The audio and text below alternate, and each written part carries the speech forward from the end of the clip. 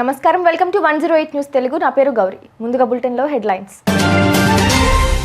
అసెంబ్లీకి ఆటోలో వచ్చిన కేటీఆర్, బీఆర్ఎస్ ఎమ్మెల్యేల ఆందోళన. జల్ జీవన్ మిషన్ను మరింత బలోపేతం చేస్తాం, పవన్. జూన్ 2న సనత్ నగర్ టిమ్స్ ప్రారంభం, మంత్రి కోమటిరెడ్డి వెల్లడి. అల్లు అర్జున్ ఫ్యాన్స్ కు షాక్ ఇచ్చిన పోలీసులు, కేసులు నమోదు. BRS working president KTR, BRS ఎమ్మెల్యేలు ఆటో డ్రైవర్ల యూనిఫామ్తో అసెంబ్లీకి ఆటోలో వచ్చారు. స్వయంగా ఆటో నడుపుతూ ఆయన అసెంబ్లీకి చేరుకున్నారు. ఆటో డ్రైవర్ల సమస్యలు తీర్చాలని డిమాండ్ చేస్తూ వారు నిరసన తెలిపారు. కాంగ్రెస్ ప్రభుత్వ ఏడాది పాలనలో 100 మంది ఆటో డ్రైవర్లు ఆత్మహత్య చేసుకున్నారని వారు ఆరోపించారు. ఆటో డ్రైవర్ల సమస్యలను పరిష్కరించాలంటూ నినాదాలు చేస్తూ సభలోకి ఎమ్మెల్యేలు వెళ్లేందుకు యత్నించారు. వారిని అసెంబ్లీ సిబ్బంది అడ్డుకున్నారు. దీంతో ఎమ్మెల్యేలు, మార్షల్స్ మధ్య వాగ్వాదం చోటు చేసుకుంది. జల్ జీవన్ మిషన్ను మరింత బలోపేతం చేస్తామని డిప్యూటీ సీఎం పవన్ కళ్యాణ్ అన్నారు. విజయవాడలో రాష్ట్ర స్థాయి జల్ జీవన్ వర్క్షాప్ ప్రారంభించిన అనంతరం పవన్ మాట్లాడారు.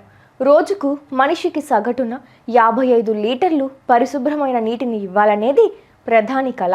నిరంతరం ప్రతి ఒక్కరికి నీటి సరఫరా ఉండాలనే ఆకాంక్షతో ప్రారంభమైంది.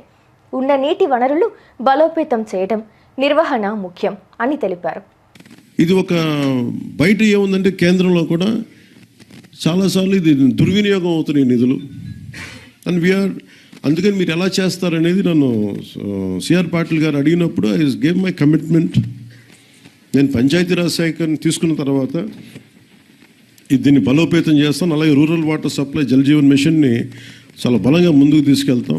అవసరమైన చోట ఇన్నోవేషను, అలాగే టెక్నాలజికల్ ఏమేమైతే మనం మరి హెల్ప్ తీసుకోవాలి అవన్నీ తీసుకుంటాం.